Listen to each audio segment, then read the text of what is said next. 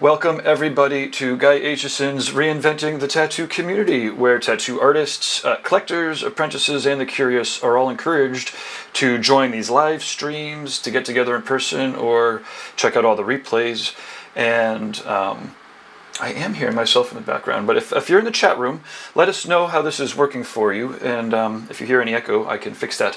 In the meantime, this is the TattooNOW show, and I am excited to have traditional tattoo artist Hunter Spanks here from the Baltimore Tattoo Museum. But before we get to the show today, I want to let you know a little bit more about the Reinventing the Tattoo community that we're beaming out on, some of the regular upcoming events that we have, as well as our sponsors, which are great. So, like I said, this will take about 5 minutes. Please let us know that this is working for you in the chat room. Give us a share around all of your friends, and then click on the like, share, and subscribe. I'm not sure where you're beaming out or where you're beaming in from, or if you're checking out the replays on the podcast, but the best way to always get this live programming is to download the Reinventing the Tattoo app in either of the app stores.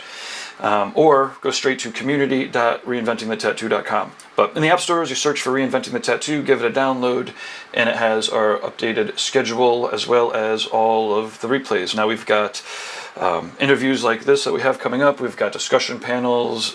We have drawing groups where artists are encouraged to join in via Zoom. And I'll tell you a little bit more about all of that later. Right now, you can get the replays on the YouTube channel, and on the Reinventing the Tattoo podcast in the podcast stores. So yeah, we're basically, even though reinventing's freaking very old, not ancient, it is always reinventing itself and keeping up. But it's like over 25 years old, but these communities are kind of new. You know, Guy had a fantastic forum back in the day, but as of January, we just relaunched the new Reinventing community. So anyways, thank you very much for tuning in and checking it out. If you are a tattoo artist and are interested in some of this programming but don't know where to start, and you're looking for some awesome sample packs, if you go to reinventing247.com, then you can, well, for one, you can see a couple different replays, and you get to pick, but there's also a form there for you to fill out, and we will send some samples of, I think right now we've got Cheyenne cartridges and raw pigments, maybe some t-shirts, some flyers. Anyways, we got sample packets that'll go to your tattoo shop if you're interested. Reinventing247.com. The weekly shows, so these are shows that happen every week, so if you're watching the replay, don't worry, you could always catch the upcoming show. All these times are Eastern Standard Time. Sundays at 1 o'clock is a Reinventing drawing group with Jason Leeser. At 9 p.m. on Sundays is the Tattoo Weekly with Lauren Gregory, Jake Meeks, and me. I'm Gabe Ripley, by the way. So we do a recap of the previous week. We tease some of the stuff that's coming in the future. And then we have a lot of back catalogs. So we go deep into the back catalogs to find awesome clips that you should be checking out. So that's Sundays at 9 p.m. Mondays at 9 a.m. We have a Monday morning bright and early drawing group. 9 o'clock Eastern p.m. Is the subscribers exercises with Guy Aitchison. So if you're interested in drawing with Guy and getting your work critiqued, the course it includes the course. We'll talk about that later, but it's a course, and every Monday are live exercises with Guy. 10 o'clock in the morning on Tuesdays, we have a drawing group with Ricardo. On Wednesdays at 12 noon, this is the TattooNOW show. It's what you're watching now. Thursdays at 12 noon, the Tattoo Collecting podcast. And then, I think we actually had Thursdays just before that. 10 o'clock, we have another subscribers exercise with Kier, where we go over fundamentals. So if you're a little intimidated to draw along with Guy, you shouldn't be. Everyone is welcome.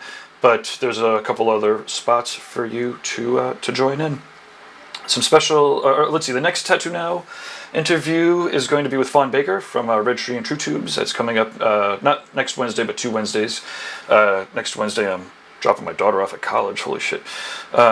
And then, let's see, last episode was Mike DeVries. So he's coming out to the BYOB doing a 3D workshop. So that was a great episode. Check it out. Okay, a couple ways to support the show in real life. we're doing real-world events. October 3rd to the 6th, 2021 is the Paradise BYOB.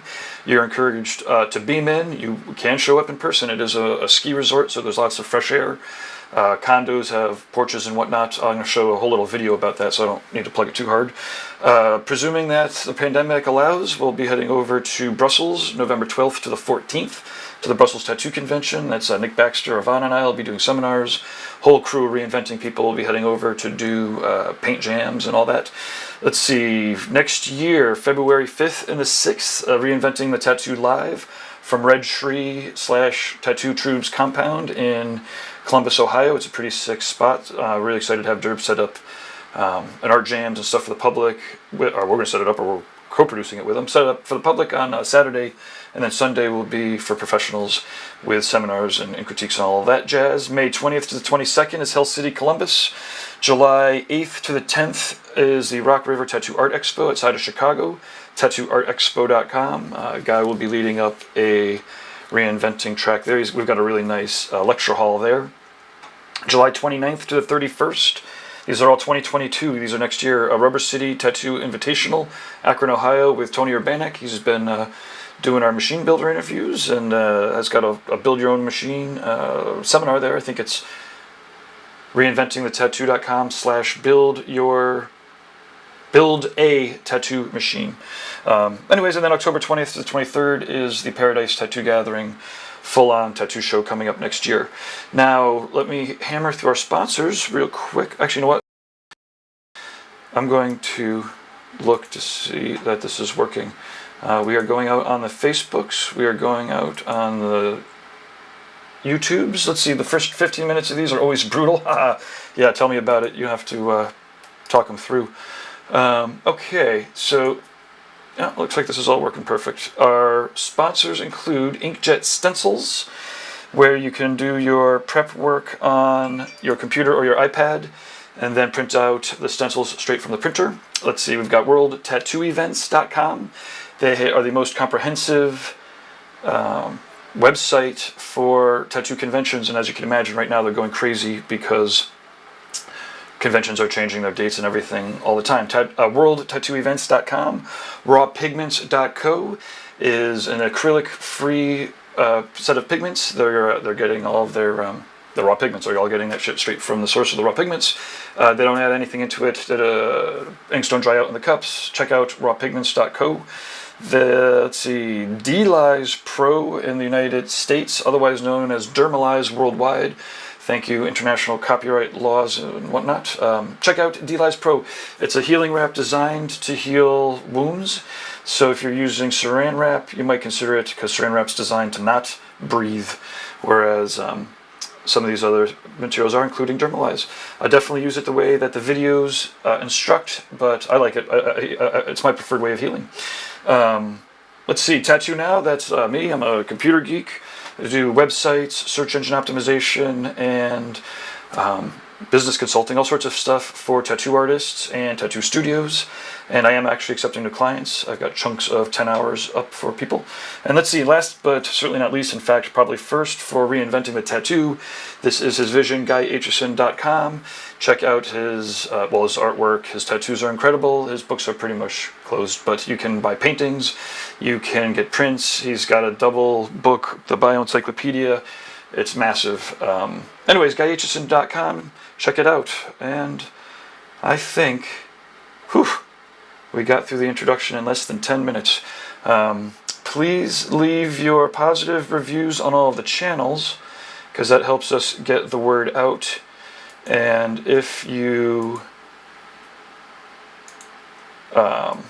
have constructive criticism, send it to management@reinventingthetattoo.com. If you're interested in sponsoring the show as a company or as a tattoo shop or whatever, then you could also email us there. And so I am, you know what, I am going to throw on a video real quick so that I could take a little bit of a breather. This is an this is our video for the Paradise BYOB, and we will catch up with Hunter on the other side of this. Are you ready for paradise? It's been a long time, but I think that we are all ready to return to Jiminy Peak, October 3rd to the 6th. That's right, it's a Sunday to a Wednesday, but hey, this is definitely no time to get normal. This unique event is going to bring out dozens of artists that will be creating and selling artwork, tons of seminars, discussion panels, even a drunk critique, a live one against our better judgment, and a musical performance by Vapors of Morphine. Act like an ostrich, stick my head in the sand. Act like an ostrich, stick my head in the sand. Woman out for favor, will take me for a man. Act like a gopher, dig a hole in the ground. Act like a gopher and dig a hole in the ground. Love and understanding, they just can't be found.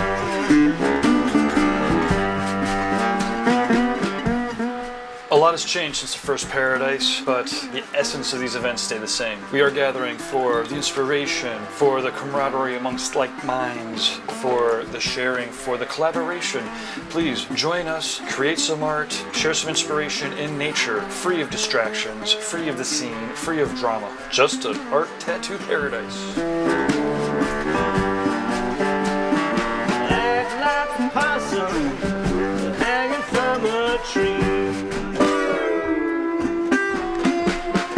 Act like a possum hanging from a tree.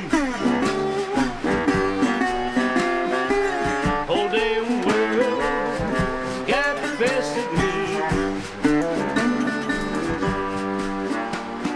Paradise BYOB is brought to you by TattooNOW, which has produced or co-produced the Paradise Tattoo Gathering, the Paradise Artist Retreat, the Worldwide Tattoo Conference, the Emerald Isle Tattoo Sessions, the Venetian Tattoo Gathering, and so many more events. It's kind of hard to keep track of them all. This is going to be a unique event. Paradise BYOB, you are invited to bring your own brains, your own brushes, your own beats, your own blood, your own booze. Bring your own berries if you're vegan. Please come on out and share, contribute, and let's create art. And on the last day, there'll be an open house, so art collectors are encouraged to come out and check out some of the unbelievable masterpieces that will be available for sale. Check it out. And definitely make sure, if you're going to be there just for one day, Monday, Vapors of Morphine will be playing at 7 o'clock at night, and you will not want to miss it. ParadiseBYOB.com to get your Artist Weekend tickets, to get your Studio 5 packs for the price of 4, to rent an artist or vendor space, ParadiseBYOB.com. Okay, I am ecstatic. Our next guest is somebody who I was, I think, first introduced to from the Tattoo Artist magazine article, way back in the day. And it's awesome. He's been hammering out exceptionally solid work for, I guess I haven't even checked, it might be 2 decades, but if it's not, it's getting close to it. And, but Hunter, he's been transcending the different genres, right? So he's also, he's got a lot of great work up on, Tattoo Flash Collective, which is, an exceptionally reputable source for Tattoo Flash, authentic tattoo art and whatnot, as well as the Sullen Art Collective, which is, just as authentic, but again, kind of like a different scene, if you will. And, it's all part of the tattoo scene, which is the wonderful part about tattoos. Anyway, so I'm really excited to catch up with Hunter. I think it was 10 years ago he had come up to the Paradise Tattoo Gathering, and he's agreed to come up and is going to be doing a watercolor seminar at the BYOB this year. So, Hunter, thanks for taking the time to talk to some computer geeks here. Thanks for having me. Thanks for asking me up to do the seminar again this year. I'm looking forward to it. So. That's great. It's fun because I'm not sure we've talked maybe once since the last Paradise, and so much has happened. But I'm interested. Let me throw up some of your work here for people to check out, and maybe we could start with some softball questions. What do you love about tattooing? That's a real simple one. Oh man. So when I started out, so yeah, next year will be 30 years. Awesome. And that's pretty much from being in a shop.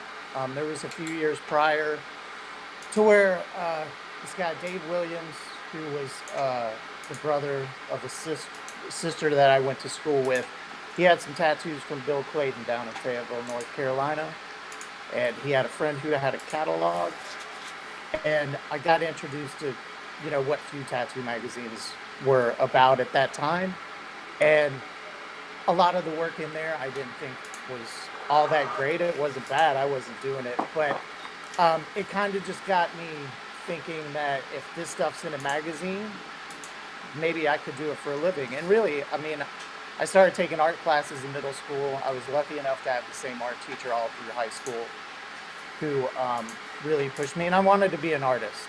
Didn't necessarily know what exactly direction. And honestly, like getting into high school, tattooing was not on my radar at all until those No. magazines and stuff kicked around. And it just kind of, what year is this when you were? so I graduated in '91. So we're talking when I got introduced to magazines, I want to say it was like '88, '89. Awesome. And like us, just seeing that the stuff in the magazines that I didn't think was good was an inspiration of like maybe I could do this for a living. And we ordered some machines and started messing people up. Everyone gets to pay it off their own karma, right? Yeah. It's well, that's cool. And so I mean, yeah, it must have been pretty tough to I mean, it's always tough to find apprenticeships. In fact, it's almost tougher to find a good apprenticeship. But how long did you fish around before you found some real guidance, or did you end up hacking people up for a while? Hacking people up for a while. No real formal apprenticeship to speak of. At the time, we could afford 2 machines, some needles, and some pigment. No power supply. So the first tattoos were run straight off a car battery. Oof. If anybody has done that, you know what I'm talking about. Because really that was the shops that we called. Most responses we're not electricians, so we don't know. Oh shit. And and understandably, I understand it now. Back then I was probably like, that's jerk. But so I went away to 1 year of college down in Florida at the International Fine Arts College in Miami Beach, or I guess it was Miami, to be honest with you, across from the beach. But I was going for commercial art. It was 2-year associates. But when I was away, Dave got a job in a shop in Durham, North Carolina, Ink Swingers Tattoo. And when I came back, I did a tattoo in front of the owner on my leg. And that's how I got into a shop. Awesome. It's fun. There's a lot of apprentice types that are that tune in, because this is one of the ways that they're able to learn about tattooing right in this modern age. It's crazy because obviously experiencing the community is the best way. But now that we have these tools, and now that we're kind of like discouraged to travel and whatnot, a lot of people are tuning in. Anyways, so we have some questions in the chat room here. Okay. Patrick Capelli is asking, what's the greatest compliment you have received from the canvas after the tattoo was completed? So I guess I have 2 questions. One is, how do you feel about the term canvas when applied to tattoo clients? And then what's your greatest compliment that you've seen or received? Okay. So, I mean, if canvas is what people want to use, cool. I don't use it. I never thought of using it until, Ink Masters, and that's what they called it. And, I tuned into that show because I had a lot of friends, over various seasons Sure. that were on there. So, and I always enjoyed, more so than the actual tattooing, I always enjoyed the other, like, things they had to do, like creating artwork from gunpowder and igniting it and stuff. Like, all that stuff was really neat. All the fun challenges. Yeah, those things were really cool. But yeah, if you want to call it a canvas, call it a canvas. It's fine. Sweet, awesome. Yeah. And well, I love the term, especially when dealing with traditional culture and whatnot. Like all the terms, sometimes they should be very precise, and sometimes it's cool. It's fun to figure it all out. Yeah. But what's the best compliment that you've received or that you remember recall getting? You must get them a lot, obviously, but. You get them, honestly, these days, the ones that mean the most to me, it can be a really, really simple tattoo. I had one just the other week, and it was a little simple dragonfly with a little drop shadow color, like the little tribal dragonfly. But her mom had just passed the beginning of July, Mm, and when that evokes emotion, yeah. and then, that's a huge compliment to me. I used to not think much about it, to be honest with you. Um, it's just what I did for a living. It's only honestly the last 5 or so years that I think I've really started to come around and really be comfortable and enjoy my place in tattooing, Yeah. which is a street shop tattooer, to be honest. Yeah. I mean, it's amazing. For me, it's the experience. I mean, the experience of the tattoo, the client remembers forever. And I mean, I can't tell you how many, tattooers that are, whatever, $2,000 a day or whatever, and they're doing this crazy work. But if they're an asshole, then that's like literally the first thing that comes out of the client's mouth is, oh, that's a great tattoo. Oh yeah, they were 3 hours late and kind of an asshole. Whereas, for tattoo, for the art of tattoo, it's the tattoo that it's that experience, it's that memory, what it's evoking. And, it doesn't have to be this crazy masterpiece to have an exceptionally powerful effect on the viewer. As you were saying, memorial tattoos. Like if a tattooer just blows that shit off and it's like, I don't want to do that upside down. That's stupid. You just really crushed somebody who's like thinking about their dead friend or parent and figuring out the ways to memorialize it. I really appreciate that about your work. And when I was looking at your portfolio, you have like Roman numerals and whatnot. And there's a lot of tattooers that will intentionally keep that stuff out of their portfolio. And I love the fact that you put it in to encourage people to to get. I mean, I'm sure you appreciate doing all sorts of work and custom work that you're coming up with, but the fact that you take that much satisfaction out of either walk-in tattoos or just even simple tattoos is awesome. Can you talk about some of that transition in mentality? You said that was maybe a 5 years ago that you shifted into this a newer mindset about it, or? Sure. A lot of that had to do with getting sober, Mm-hmm.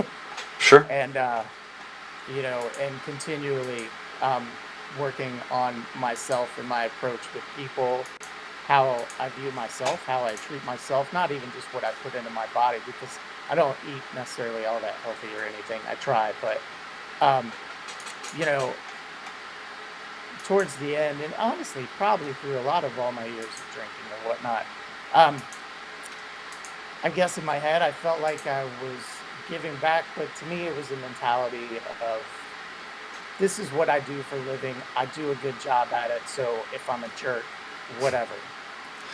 Uh, And not even, I mean, I think even before I got sober, but realizing, and much of what you just said, you know, it's a full experience.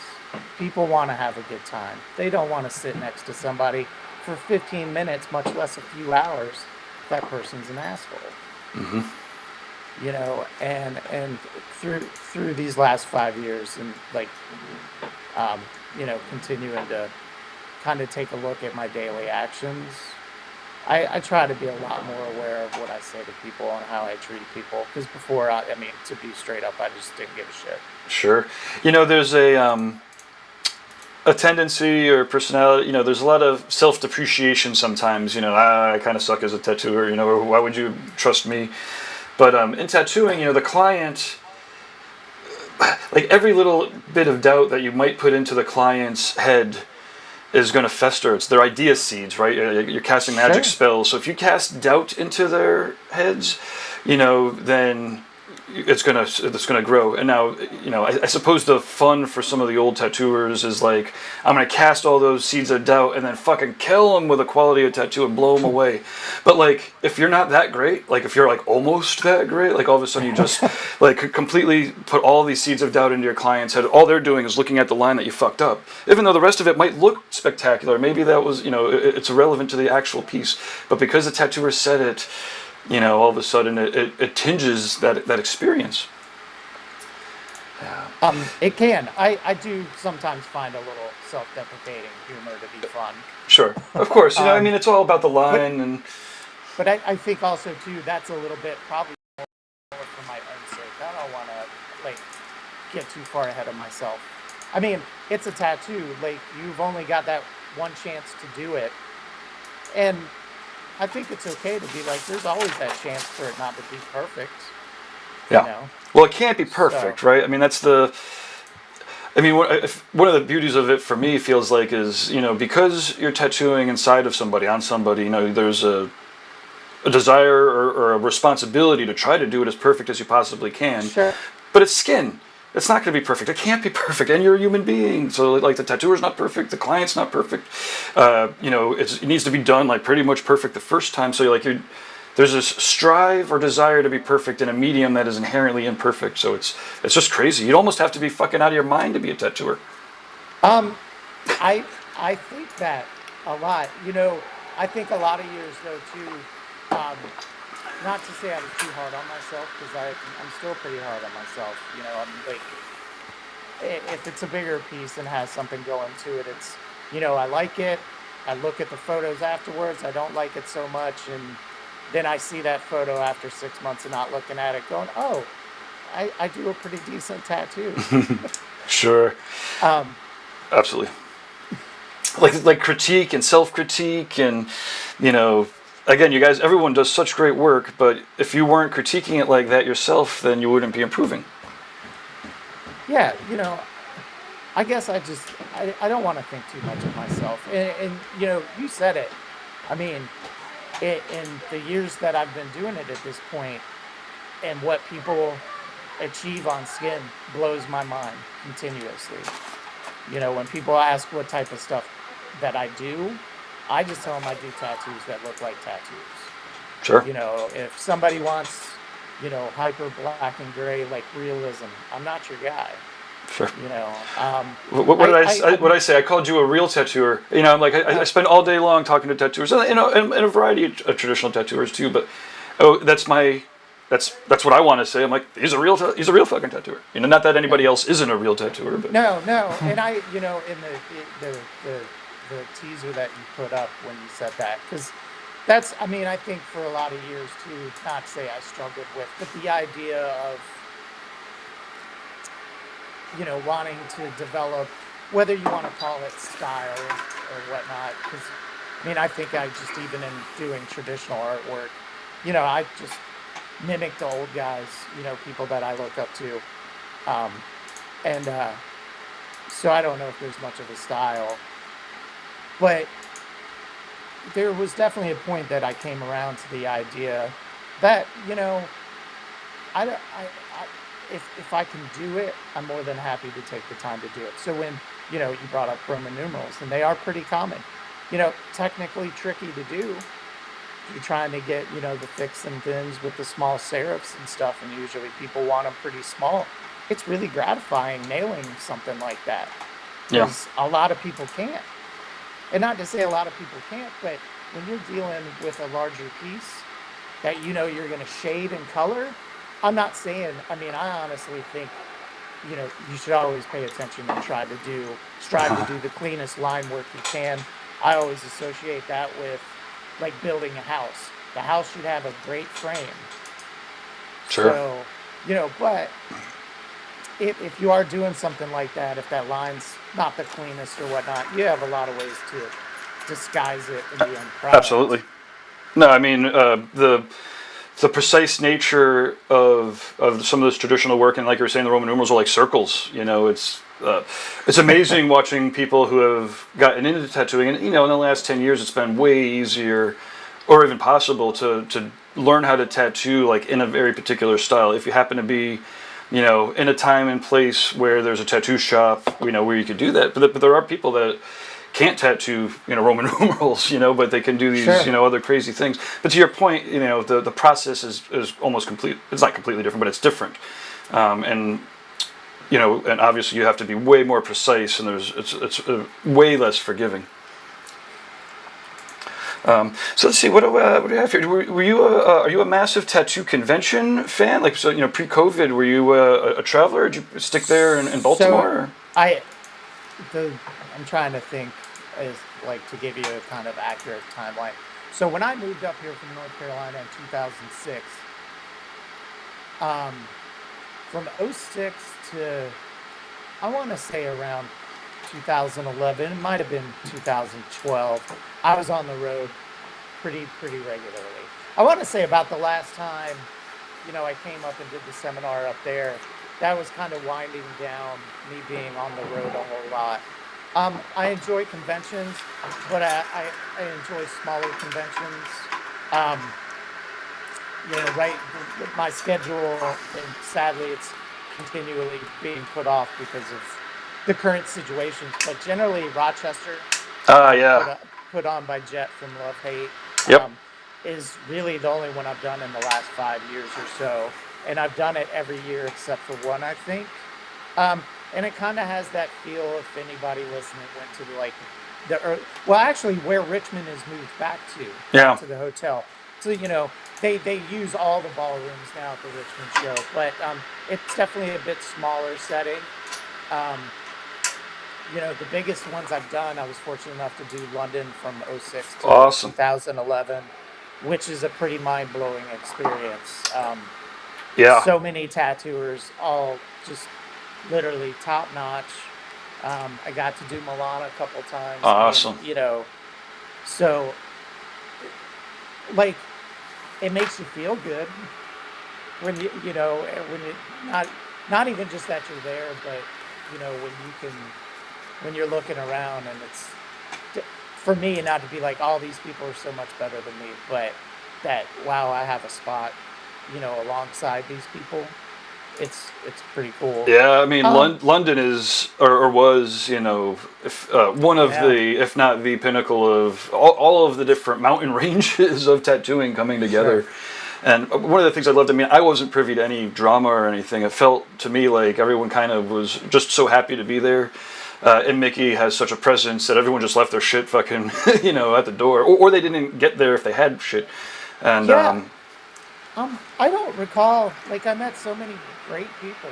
I made a lot of friends, from over there, who sadly, it's been a while since I've been overseas, that I haven't seen in person in a long time. But yeah, it always felt pretty drama-free, to be honest with you. I didn't recall anything. So. For the volume and the diversity of the diversity of the place. Again, it was all the different schools of tattooing together, and wicked excited to see what Mickey does next. Obviously, it's sad that it's on hold or paused or stopped for now, but he'll do something cool next time. Oh, sure. No, that guy's given so much to the community. Put out so many amazing books. He's an amazing person, and tattooing is lucky to have him.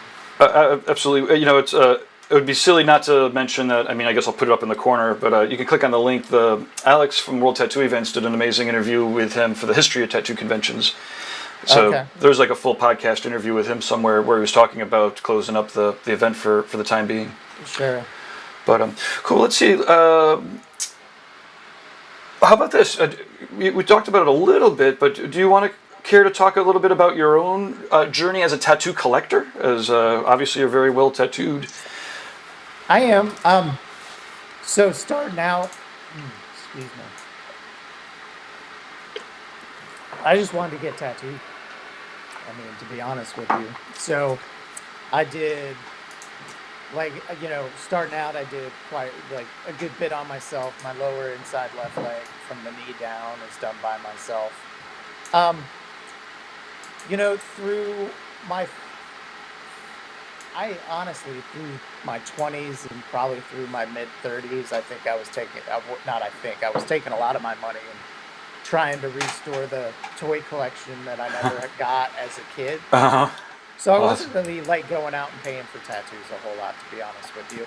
And I wasn't even really getting tattooed by guys in the shop a whole bunch. I'm sorry. I have somebody kind of messaging me a little bit that's watching. Nice. She always rags me about my voice cracking. So, anyways. We're doing it live. Stop. No, it's fun. I love the distractions. That's what everybody wants to see, the train wreck, right? Now we're hitting the curb, we'll get back on track. Well, I even told her because it was cracking up when you were doing all the announcements. I was like, I'm live. Anyways, there's that crack again. So, anyways, but like through my mid 30s to now, I started making it a big point to, you know, really try and get tattooed. Not say as much as I can, but ultimately find people that like I'm going out and I'm paying them to tattoo me. Sure. Maybe I get a little bit of a lookout for because they know me, but a lot of times I don't, which is fine. I Yeah. mean, to me, like, when you were mentioning apprenticeships, when I'm asked about that, and I mean, I didn't have a formal one, but the biggest thing I tell people is find some tattooers, find a shop you like, and go spend money in their shop. Don't just show up in the shop and go, "Hey, you're looking for an apprentice." 100%. Like to me, that's one of the best things you can do. I almost don't want to say it. I hate saying it because it's also not entirely true. But after about collecting tattoos for about 12 years, I've been doing computer stuff for like 6 or 7 of them for tattooers exclusively, and everyone was always asking about apprenticeship this and apprenticeship that. And I was getting tattooed by somebody that was a little younger, somebody that was just started tattooing, and I realized that in my head I wanted to correct them a little bit. I mean, and it's not my place, right? As a client, like I'm not going to correct my tattooer. But then I realized it's like, wait a minute, I've been getting tattooed by awesome people for like 12 years. Well, awesome people for 6 years, and other people for another 6. If I had just paid attention, like they set up everything in front of me, they break it down. They've always been very communicative with me, right? Sure. Ultimately, if you really want to do it, just get tattooed for 15 years, and pay attention. And to your point, if you're showing them your portfolio, the tattooer is going to tell you, no fucking way you should be tattooing on people, or, oh yeah, that's awesome. Let me show you, the Sure. path that you should be going down. Sure. But I think there's a lot of us that it's, I think the mentality of just showing up that way is kind of a take mentality. And, it's not so secretive anymore, but also at the same time, if it's just kind of like we feel like you just want to take, Yeah. then we're lot less likely to give. But 100%. so, my collection, I mean, let's see. I mean, I'm tattooed from a lot of people. Do you like? Yeah, let's hear it. As far as like visible, a lot of people might not know the name, but Sarah Peacock from Oh, back fuck in yeah. the day, Mhm. from North Carolina days. She did that same left leg on the outside. She did this cool praying mantis that stole. As she put it, I remember the story very vividly. We had just met, and she did this huge praying mantis. But when she showed me the design, he's got Tibetan prayer beads around him, and she's like, "We stole them." And it's like, "Oh, that's so cool." Nice. Not the way I present tattoos. I'm just like, "Do you like the design?"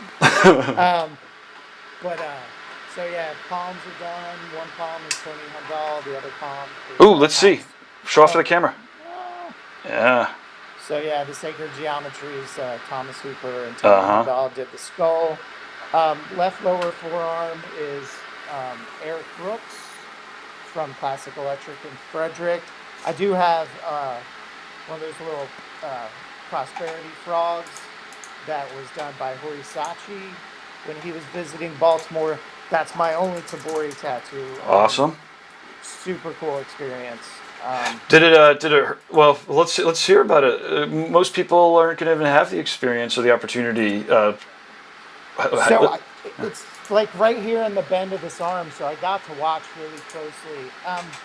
As far as the actual feeling, I didn't find it too much different. The outline was a machine, all the color and shade was Tabori, mix the black right in front of you and all that stuff. The actual, Tabori process, it wasn't necessarily that it hurt, but because I was watching closely, I had to quit watching because there is like, and I'm sure I'm not the first person to say it, or some people might know, it is really kind of more this plucking motion to where they pluck the skin. So it makes an interesting noise. And if you're that close and able to watch it, watching your skin pop up, it's pretty gnarly. But feeling wise, it wasn't terrible. I usually think I'm in a pretty good mindset for a couple hours. I'm not some marathon sitter or anything like that. I think I can usually get to kind of an empty headspace for about 2 to 3 hours. But after that, I'm done. I don't have anything to prove. Yeah. Um, That's why I tell people that does it hurt? Well, after hour. Well, I usually say after hour 4 or 5-ish. Yeah, but yeah. My upper arm was done by Mark Van Ness. He was at Oak City in North Carolina at the time. He came into Blue Flame when I left. I guess 2002-ish. Um, but yeah, so that the inside is Will Lawley, did a big old spider. oh yeah, awesome. We were visiting Asheville to see Edward Sharpe and the Magnetic Zeros Oh, in those guys are great. concert, and the girl I was dating at the time wanted to get tattooed, and trying to think, she ended up getting tattooed by Ryan Fink, I believe. Uh huh. And I've casually known Will for a while at that time, just through acquaintances and probably bumping into each other at a convention or something. But he was like, he had time, he wasn't doing anything, and I was just like, well, I'm not gonna pass that up Awesome. by any stretch of the imagination. Right forearm, I've got a little spider from my buddy Ray, who he and his wife opened up, I guess last year, Punctured Tattoo. But I worked with Ray at Blue Flame down in Raleigh. King Ron from up at Halo.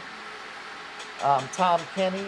I'm not sure where Tom's at now. I know he's still in the area, but it was at a convention, at the Baltimore convention. And so like little bulldog that says "Good guys die," Oh. Oh. which I'll really nerd myself a little bit. It's honestly a lyric from a My Chemical Romance song. So Awesome. I don't have much of that going on, but I have a really cool like cosmic scorpion or something. I'm not really sure what it is. But from Jeff Zuck, who has always been one of my favorites. He's out in Michigan, right? Yes. Yeah, cool. So I have a little cool zombie dagger, and it's from Errol, who owned Blue Flame, worked with the guy at Tornado, and he was guest spotting, and his name is escaping me right now. But one of those awesome tattooers that, there's so many tattooers that are amazing. Even, and I mean, we're talking, that tattoo's 15 or so years old, probably almost 20 years old. And, Pat Carmack was his name. Nice. Awesome. And, super just traditional guy, awesome tattooer. Did you get tattooed by any of the grandfathers, like Lyle or Ed or Philadelphia Eddie? Or? No. It's no. So I became friends with Keith Underwood from doing conventions, and if we're talking because all the guys you just mentioned, amazing tattooers and stuff that inspires me, but as far as if we're going back to that generation, Mike Malone stands out as just to me. I think his body of work is kind of like an all-around body of work. Sure. I think those guys did a lot of stuff, but Mike's work, and not even just on skin, what he did on paper, and if you get the Bullseyes and Black Eyes book, for sure, what it shows, all the styles of stuff that guy was doing. So through getting to know Keith, and I was just like, man, I really want to get tattooed by Rollo, and Keith suggested that I come up for a guest spot, because at that time he's around a lot, but if you just come up to get tattooed by him, it's probably not going to happen. Right. But if you come up for a week, a guest spot and whatever, you'll be around. He'll pop in one day and be like, yeah, let's do a tattoo. And sadly, the week after, it was when he passed away. Yeah. So, yeah, it was pretty trippy. So rough. Yeah, he did the week before. And so, going back that far, I know Scott Sterling pretty well, and I should not drop the ball. Maybe I can get Scott to tattoo me at some point. But and as far as, let's see, who else? Dawn Cook, who worked with Jeff Zuck for a while. Dawn. She did Big Rooster with a kickstand. Cocked with a kickstand, as she said. He's got like a wooden leg and an eye patch, like a pirate or something. Awesome. It's not below the knee, but then Jeff Rasher, Uh-huh. who I got tattooed, came and guest spotted at Blue Flame a couple times, and it's like a one-eyed Oni demon with he doesn't really do it much anymore, but his paintings and some of his tattoos at that time had those pink clouds around it. And really, he probably could have just done a section of pink clouds on my leg, and I would have been stoked. Nice. Hey, so while we're talking about tattoos, we got a question in here from Okay. Patrick. He's asking, you said you are sober now. Have you commemorated that fact with a tattoo yet? No, and I no. won't. You won't. Cool. He says, well, if so, what would you get? But won't we answer that one? He just says because he's got a Koigen. I don't know how to pronounce it, but yeah, well, I guess. And to elaborate on that as far as for him, I have nothing against people that do it, and I tattoo it on people all the time, and I get a great satisfaction about being able to commemorate. But here's the thing, so I am active in AA, and it tells us to take things one day at a time, and ultimately, just because I didn't have a drink today doesn't mean I won't have a drink tomorrow. And that's just being perfectly honest. Sure. So I don't know, maybe if I got one, it might remind me to get sober again. But yeah, I just, maybe it's like the old, tattooer's tale, don't get your boyfriend or girlfriend's name tattooed on. Sure.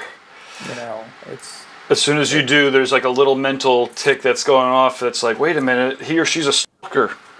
Yeah. Although some people seem to get it's it. cool But that people do. yeah. But cool. So here's a question, and sometimes, well, we'll see. It sounds like you're getting in a healthier mindset. Sometimes it's a loaded question, though. But you've been tattooing for quite a long time. Obviously, it takes its toll on your body. Is there anything that you do to help keep yourself, not from being in pain every day, or anything to keep yourself healthy?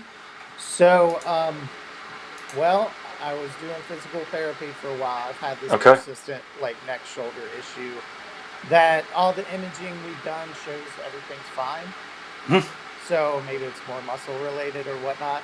I go through periods of doing yoga. Awesome. Currently, the last few months, haven't touched it. My physical therapy stuff, doing it with the physical therapy, therapist there for a bit, and was doing my exercises at home. But the last few months, I haven't. To be honest with you, being that the pain stuck around kind of just made me frustrated of I seem to be doing this stuff and no luck. It's But tough. that's not Yeah. it's not a mindset I should have. It's so tough. It's crazy. I got I had a taste of the gout Okay. 6 weeks ago. Scared the shit out of me. I've been trying to pretty much eat vegetarian since. But that's what it takes sometimes is real. You need to change your lifestyle, otherwise shit's gonna get fucked up. Yeah. To actually make the changes, unfortunately. So I'm getting a call in from Chris Oppenheim. He actually has a shop that is all The name's, Chris Oppenheim. Yeah, he's in the bio world a little bit. Yeah, the name's familiar. They have a shop out there that's all sober. The whole point of the shop cool. is that everybody's clean and sober. He's literally if you have a person at your shop and they're fucking up, but they're awesome, but they just can't, they're just fucking drinking or drugging too much, send them to me. We'll clean them up. We'll have a whole environment designed to be supportive, of the clean lifestyle out in Los Angeles. So How about that? isn't it That's amazing? awesome. It's fucking really amazing. Yeah, because here's the thing, if I still knew how to drink responsibly, as the commercials tell us or whatnot, I have nothing against people who want to unwind, and whether that's drinking or Lucky for me. using weed, whatever. But I know at the end of my drinking, it was something I did every day, and I hated it. Yeah. I hated myself for doing it. Yeah. There's obviously a problem there that I need to address. And at 5 years, and I really don't see a change. And actually, anybody who knows me within, the program, um, if I start thinking a mindset that, oh, I could have a little bit, I'm in trouble. Yeah. Because I will eventually go back to the same stuff. It turns into a nice slippery slope. I mean, that is an actual slippery slope. Yeah. So. But I remember it was I'll have bouts getting close to it, but I usually pull back. The second tattoo convention I did was the point where, my wife was like, I think you're drunk. I'm like, I am not a drunk. I fucking grew up around drunks. What the fuck? She's like, no, I'm saying I think you are drunk. I'm like, I'm not fucking drunk. Maybe I should, chill out a little bit. But in any event, yeah, like I was saying, it's amazing, and it's so tough to kind of go sober in a community that, is pretty tolerant. And, Sure. So for Chris to actually have a full shop full of everybody that's supportive, everyone should, if of that ilk, check it out. Well, there's a handful of things. Like I hadn't and wasn't aware of that. Like I said, I know I've heard his name, but there's also, some different social media stuff. And they're organizations, but what Erica Ball and those folks from down in Texas have, We Are Those People. Mm-hmm. And it's a social media feed. You find it on Instagram, and they have people share, their stories on the Instagram feed. Mm. And like for someone like me who regulars meetings and things of that nature, a big part of it is like hearing people share their stories. So especially through 2020 to where, Zoom meetings and all these things popped up, but kind of separated a bit more from it. If you're actively trying to do some kind of program for yourself, that might have been a big detachment, and could have created a bad spot for people. So it was gratifying that there was kind of like this little meeting on Instagram, so to speak. I can read these people's stories of, inspiration, because it's tough. It's not easy. Oh, it's got to be one of the most difficult things in the world. You're literally like fighting against the chemicals that are in your body. That I mean, my natural state. When we, did our little sound checks or whatever earlier, and you kind of, honestly, if it was before 5 years ago when we were doing that, I would have already been drinking and probably half drunk right now. Because that's what I did on my days off. Sure. Straight up. And I don't know. That might have been an entertaining interview for some. It does. It's all different. It's again mostly for I'm concerned with health, and sustainability, and if somebody could drink and like have a good time with it for a while, then whatever, that's cool. Certainly, it's designed to take you over, So if somebody's, it's serious, It's not an insignificant drug, clearly. Yeah, and I'm 48. I turn 49 in October. I celebrate my sobriety dates in October as well. And yeah, aside from like some shoulder and neck pain, overall body feels pretty good. And more than anything, mentally, I feel a lot better. Like I said, I want to be with clients and I want to interact with the client. I want them to have a decent time. Getting over to the Baltimore Tattoo Museum. Oh yeah, great. It is. I love it over there. I've spent a lot of years in some different shops and stuff, and they were all great shops. Looking back at it, I just like to create trouble and drama. Yeah. And I'd like to think I don't do that too much there. I know I can be a jerk and kind of hard to work with. Just because, I still can be very much of, I like things the way I like them. Sure. Yeah. But, I more so of what I found there, because I've been there, we started back last June. I got hired on there right when everything locked down. I'd like to think within the time we've really worked together or whatnot, it is a very, family-oriented thing. And sometimes you're going to have a rough day with your family. Sure. Not everybody's going to get along, but it seems to pass pretty quickly. And there's also been some people that, when I've really shown my ass, have put me in my place, and I thanked them at the end of the day. 'Cause You know, it's like, that's what I needed. absolutely. I mean, even when it was completely unwelcome, we have to, take everything as a learning lesson, because it is, even if we tried to do the things the right way, we might not have. Tell us a little bit more about the Baltimore Tattoo Museum. So now, I saw a couple pictures online, but is it open for the public to come in and check out?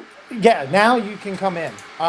I want to say we're going on a couple months. Once they lifted like capacity restrictions in the city, we unlocked the doors. So now, yeah, you can come in. Before, it was appointment only the client could come in the shop, period.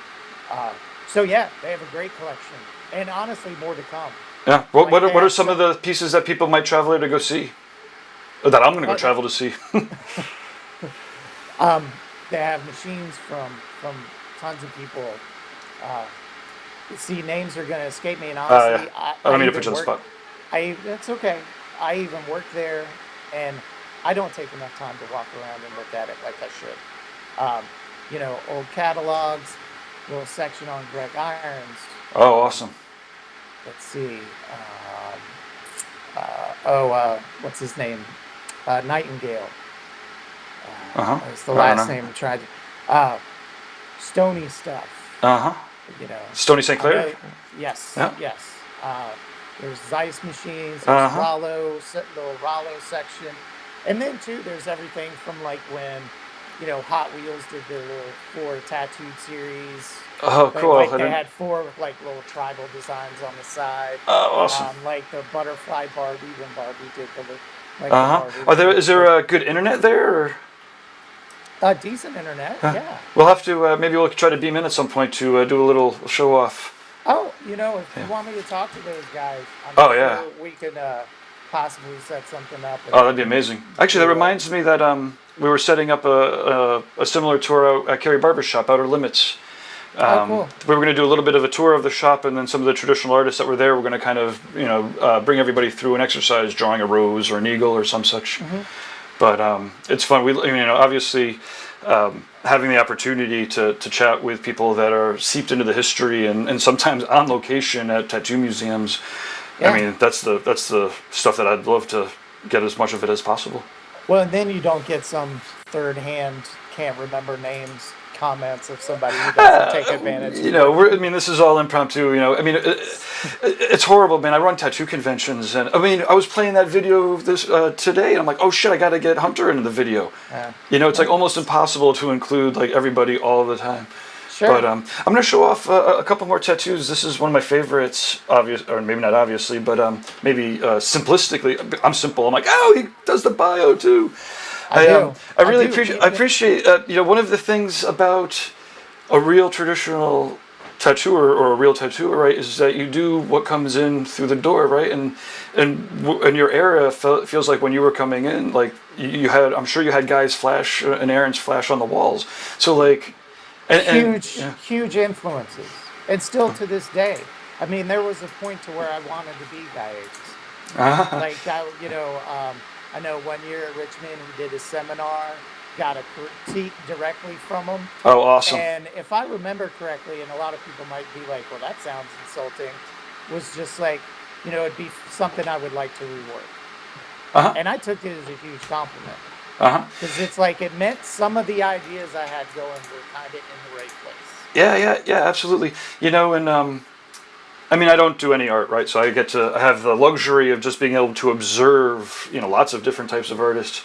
But yeah, when people are often uploading stuff for critique, that's one of my first questions. Hey, are you going to get a chance to do another pass on that? Because if you can, you should just bring that shit into Photoshop. You should, bold up your lines. You should hit your contrast. You can fuck around with it as much as you want to, so that when they come back, boom, you've got those pieces. And there's a lot of people that aren't done with a tattoo until they say they're done with a tattoo. But you're doing mostly once. It seems. Well, I guess you do a mix. Maybe could you talk a little bit about?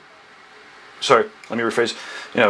You have a pretty awesome career to kind of model. Can you talk a little bit about how you balance like walk-ins and then custom tattoos? Are you doing anything in like 3 or 4 sittings or? Oh yeah. A little bit ago, like I think the most elaborate piece tattoo wise I sent you was that kind of Mecha Godzilla Yeah. tattoo. That's a great client of mine, Tim, and that was done right when we opened back up through Yeah. about December of last year. And it's got a whole upper arm section to it that we did years ago. Um, and like the upper arm piece started with we were doing a cover up. Maybe it was a nautical star thing or something. I don't remember exactly, but and he kind of let me run with it. And I mean, I love, like, I'm not a sci-fi nerd in a way I can like name names or things like that, but just the imagery has always been something that I love. So it's like this kind of sci-fi city with a rocket ship or whatever, and I'm sure pretty much taken directly from like one of the old sci-fi poster books that I Yeah. have or whatnot. And then when things were opening back up, he wanted to do the forearm, and once again, I don't remember really what direction he gave me. Um, but so, and it's one of the few that like after the fact, or like when I was talking about Sarah Peacock and the stolen prayer beads, I don't think of things like that in the forefront. But to me, like that whole arm, when you see it now, it's kind of like that dinosaur is there to get the crystals because there's a little ship coming down fighting it, and not dinosaur, Mecha Godzilla, but like, this battle between maybe the city that's up top and this guy at the bottom. Um, but I would say like larger scale work like that maybe accounts to 30% of what I Okay. do. Awesome. Um, Wow. I'm definitely more, and not that I'm opposed to it. It's just, my personal clientele isn't necessarily, what I would say is my personal clientele. Not to be like it's not enough people or whatnot, just are generally to the smaller side. I've done both of Tim's arms at this point. He's got this crazy, it's like a steampunk time grid kind of thing. So it's kind of biomechy feeling, but it's all based on like watch gears and stuff. And then I did this kind of grid. Almost like a grid of maybe like when you see like the wormholes or something, but when they're just gridded out, like that type of thing going on, and Oh like yeah. as filler behind everything. Sweet. Let's see. We got a couple of things in the chat room here. Cool. Ganjawana says, "There goes that sick Mars attacks flash." Yeah, he's Yes. been digging that one. It's one of my favorite. Do you tattoo most of the stuff off it yet, or? Oh no, I don't Yeah? care. I have a ton of flash that people haven't seen as well. I mean, Tattoo Flash Collective has a good amount, and I'm always trying to work on stuff to get to them, and I get it to them as I can. But all like whether it's like 4x6 little flash designs, because I do like painting on like smaller formats a lot of times, but it's like always flash designs. No, I don't get to paint or tattoo a lot of what I paint. Well, maybe that'll tweet. Maybe not. It doesn't make a difference, really, right? Okay, so let's see. Patrick says, "Thank you for answering my questions and making me feel like I was part of y'all's thing today." Oh, thank you. Yeah, thanks for beaming in and making it interactive. Atomic Injections 47 says, "Good morning, all." And then let's see, Sister Donko. Okay, well here's she's got a question. Sister's the one that's been texting Oh, me the and making pinging me you? laugh. Ah, nice. So this is why she was asking this. So what color feels best for the tattoo on the client? Oh no! I'm supposed to know the answer to this question.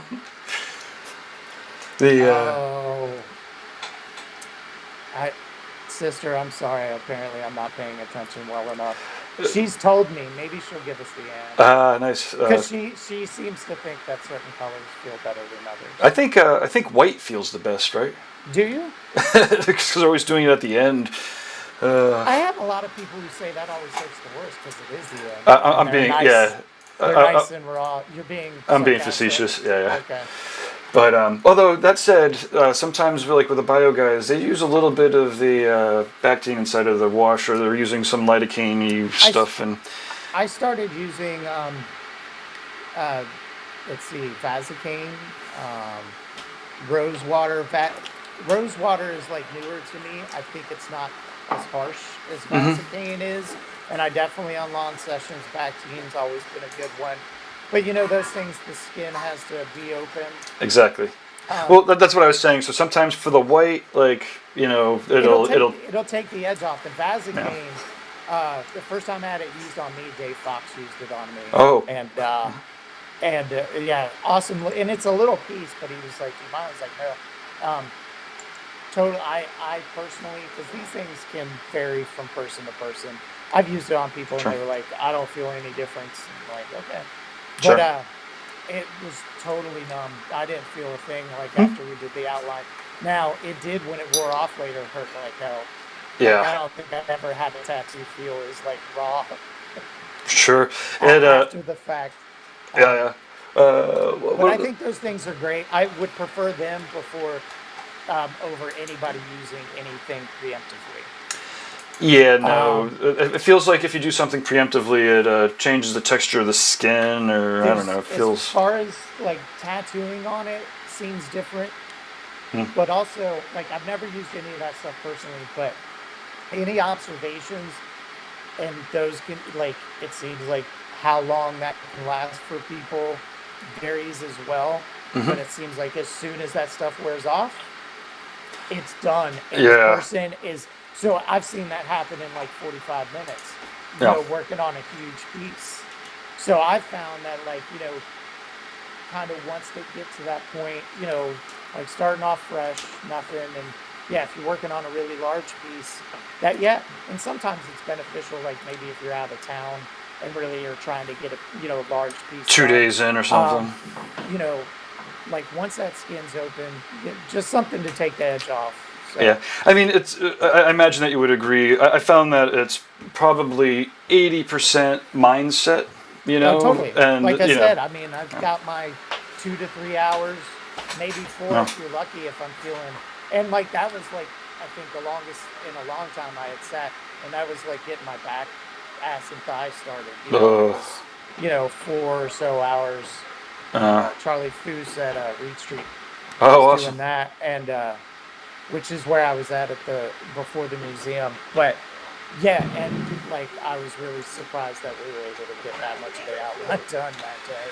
That, from what I've observed, the ass to thigh is the one of the most torturous, if not the most torturous, of the spots. I have not been so up top. It's like a cover up of 2 other things I had started. Ooh. But I still had all that space open, so I was like, I might as well do it all. I've not been a fan of having my back tattooed, and that's straight up, and that's why I'm slacking on it, hesitant. I mean, it was started like 4 years ago at this point. We're nowhere near anywhere close. But for me, that bone that's right above your ass crack, that's the spot. Rough. Have maybe we're going on 10 minutes after now, but let me get one more question out of you. Well, sure. Maybe have you been lasered at all? Yes. Oh, awesome. Yeah. Let's hear about your experiences with a laser. So, my first laser experience was at Leviticus Tattoo up in Minneapolis. They had on-site lasering, and I had my left forearm and left hand. And then I had my right forearm, 1 session. The left forearm, I had 2 sessions done. One at the shop, and then 1 visit up there. They were kind of working with a company that was developing lasers, and I got hit with, like, at the time, couldn't tell you the name of it or whatnot, but like their prototype laser in front of a bunch of people that worked for the company and all this stuff. So that was pretty interesting. It's comparable to tattooing. The blistering and stuff kind of grows. It bruises. You know, the first laser session on that left arm, I remember it blistering pretty bad and bruising very little. When I got hit with that prototype laser, very little blistering, but my arm was completely black and blue. Yeah, it was pretty insane. Yeah, it gets pretty gnarly. I've had some extensive lasering too. But I highly recommend it. Like, if you have access to, and honestly, I mean, I think since they changed laws, there's a lot, like, not so many shops, because there used to be a handful of shops that had it on site. They've, gone through the training or whatnot. Because if you're trying to get tattooed in the future, it's not like, say, going to a plastic surgeon's office that just wants to erase everything. Because a lot of times it only needs to be lightened up 50% Right. before Absolutely. you can actually do a very cool tattoo over it. So, I mean, for a lot of years, I wasn't opposed to it, but I was just like, I'll cover that shit up, fuck it. But what you can do if you're willing to spend a little extra money, take that little extra time for the healing process, and usually, because like they say, about 6 months later, it's lighter than it is a couple months later, even though it might be healed. Sure. Little Well- patience, a little extra money can be worth it. Yep. No, absolutely. And that is that's one of the people that we have on. Sometimes he's a chemist. He's at one of the universities, and he's studying the effects of inks inside of skin. And Yeah. it is a little disturbing. When he's like, yeah, the common consensus. I mean, and people should go listen to him directly, because I'm just paraphrasing, horribly. But it felt like I was listening, and he was like, yeah, they say that you laser it busts up the inks, and then the body flushes them away magically somehow. And I'm not so sure that last part is actually right. Right. And he's not sure that it's wrong, but like his job is to kind of study what actually happens. And I mean, I suppose that in my lymph nodes, they're probably very colorful. Well, but so I recently had an instance with somebody, and I don't get into spats on social media. I'm voyeuristic. I like Sure. looking at people's fights or whatnot. But someone I know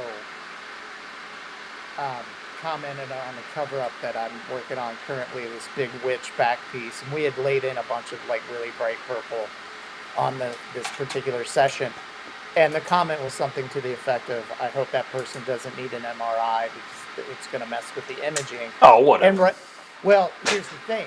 I've had 3 MRIs in the last 9 months. And not one technician, not one physician that I've talked to ever expressed the slightest concern that I was still heavily tattooed. So I had to call that person out. And Yeah. like, that's not true. And then it kind of shifted to their kind of personal beliefs, with religion and things like that. And I was like, that's fine that you can feel that way, but there's no reason for you to share this other that's just not true, Yeah. And if you don't like tattoos, you can kind of keep that to yourself. Sure. But social media is a platform for people to speak their mind. So Yeah, which is good and bad, I suppose. I've gone through my fair share of tussles online, and I've won some. I've fucking got my ass handed to me on some. you might. That's why I try and stay out of it. But like that one, I didn't think it was a personal attack. It was just kind of like, had I not had 3 MRIs in the last 9 months, Sure. I might have been like, oh, maybe they're right. Because like Yeah. you said on what you were talking about, maybe the body magically flushes them out. I don't, Sure. I don't know. And, I know we're promoting tattoos and I'm all for it. But to me, if people have a serious concern, it might not be for you. Yeah, stay away. Yeah, for sure. Because as I tell people, I'm like, you are putting something foreign into your body. That's the bottom line. Yeah. Nope. There's no guarantee of safety. I mean, we Yeah, try I very know. hard, but No, that's it. I mean, as far as how we do our practices, and I'm sure the companies putting out pigments, you name it, do everything in their power to make sure everything is safe as possible. I think. Do you think? I think some of them, most of them, A lot of them. There has been some stuff that has popped up, but to me, there's also people out there that are looking for stuff that it's like, hey, this might not be that safe. Sure, And sure. usually have the information to back it up. Yeah, I mean, ultimately, that's what it breaks down to, right? Is I mean, it's always expensive to do things cleaner and better, right? So the gut reaction for any company is going to be like, you can't do that; it's too expensive, But the only reason why they can't do that, it's too expensive, is because they haven't had to do it and adjust accordingly. Potentially, I have no skin in this or stake in the ink game. I have no idea. Well, sure, but also too, it very well may be only more expensive when it starts out. Right. I mean, I'm sure with because it's new. Sure. I mean, Absolutely. With what you do, not to say it's less expensive now. Oh, it's way but it less is a more, expensive. it's more commonly practiced, and so these things, eventually kind of start to even out a little. Oh yeah, I mean, for me and my digital, all of the digital stuff that I do, these days people have on their phone enough equipment that we used to, it used to be Right. $20,000 to get a couple cameras and audio Sure. and streaming. I mean, just for the bandwidth, I've had $5,000 bandwidth bills. Right. Now it's like, and I mean, this is one of the reasons why we could do this with Guy, in the middle of nowhere. Not like, now his phone will actually be able to live stream, not consistently, even though he's in the middle of fucking nowhere. Up until that, but before then we literally even couldn't. So I would have to drag out all the cameras. We'd have to rent out hotel rooms that had an internet connection. And catalogs. I used to charge $10,000 for websites that, Shopify Right. is $40 a month now. Now, Right. I could do a lot more now. I mean, the beauty of it is it's like, Sure. for my skill set, I like to stay at the front, right? So, now that I could do that for $40, the shit that people could do for 5 or 10 is even way more. But it's amazing. And like I said, for me, ultimately, it's, I'd rather have more people have computers and check in. And COVID is, for somebody who's streaming, it's like everyone now is forced to be in the streaming world. Hey, speaking of streaming and forced to be in the streaming world, let's wrap up. You can tell neither of us are salespeople. You have No. a seminar coming up in October. I do. Let's I do. tell people a little bit about that, and then we could let people know how to what they could expect. So, what you can expect. Hopefully, I will do, not hopefully, like I think I have a 2.5 hour slot. Yep. Um, so we'll do some painting together. Maybe have something ready with you that maybe is already outlined or whatnot. But so definitely we'll talk about the different types of paper I use over the years because it bounces around. I mean, like I've tried everything. You brought up the, Tattoo Artist Magazine. When I did that step by step in there was the first time I had painted on hot pressed board, and it was a nightmare. And but it was a great learning experience. So I will talk things. I'm trying different papers, kind of go across the different, types of watercolor, even not watercolor, liquid acrylics, things like that. That I use. And I plan on, if I remember correctly, I've still got hopefully a little bit of literature to pass out to everybody, just so they can have the names on hand or whatnot. But I highly encourage, having notes. I'll probably, for maybe people who aren't ready, have something either like maybe some small stuff just penciled out. So we can go over lining. I mean, I'd like to think, talk for an hour about the stuff that I use and things like that. Then maybe half an hour of like, they can just do some blending practices and stuff like that. And then maybe an hour to do like a little 3x3 or, whatever, like skull or something simple that, I can watch them. They can watch me, I like being very hands-on. I mean, ultimately, I think doing them is as much a benefit for me as it is possibly them. I like watching people work. It Always is have. yeah, it's amazing watching that cycle go back and forth. It's very cyclical, right? Like, and then you can see it from the very beginning where like people have something to share, but they're not quite sure because if they share it, then aren't they giving away all their secrets? It won't be special anymore, But then there's people that are like, no, I'm going to do it anyways, and then the ideas that they get back from their students, when people are Sure. all of a sudden there's this new fresh round of ideas and it compounds. It's crazy. Hey, I was lucky enough the second time that Jeff Rasher guest spotted at Blue Flame, who, huge inspiration at that time and still is. I mean, I didn't have money to get tattooed by him and was really nervous of like, hey, can you show me, spit shape? Because my high school art teacher was a fine art watercolorist. So I kind of had a grasp on how to do it that way. But one thing I knew was that's not what the tattooers are doing. That's not what Sailor Jerry did. That's Right. like my watercolors, if I try it, do not look like that. Sure. Or even closely resemble it. And yeah, he gave me a quick lesson, but he was also too very like, if it blends out with water, try it. So trying different paints and things of that nature, and that's it. It's really, I could show it. It's much. It'll be a quick watercolor apprenticeship, because I mean we know like tattoo apprenticeships, they're good for showing guidelines on how maybe not to mess someone up. But I know for a fact in some of the work that I see, they're taking approaches to it that I would have never even thought of when it comes to tattooing. And I Sure. know that applies for painting as well. Sure, sure. Awesome. Well, I'm definitely excited because, having your influence and having all the different ideas and brains around is what makes it work, right? So when I get nervous, I'm like, oh my God, or I think you were saying something earlier that kind of reminded me of, you do change people's lives every day. Like, it's not rocket surgery. You're not like saving someone's life, but you are changing their life that they're going to remember forever, so it's exceptionally important. Oh shit, where was I going with this? This was changing. Oh, with the event, often I get feedback from people. This event's changing my life. I listen to this or I listen to that. It's changing. So many people's lives are changing. And when I get into it, like I was saying earlier, sometimes I start drinking heavily, trying to figure out how the fuck I'm going to keep changing people's lives with these events. And then I remember, it's the people that are there that interact with each other that make it magic. All I have to do is step back and make sure no one, has to go to the hospital. Well, it'll be the first day of me being 49. It's on the day after my birthday. Awesome. I think my seminar last time was early in the morning. I won't already be half drunk because I know I was the last time that I was on it. For sure.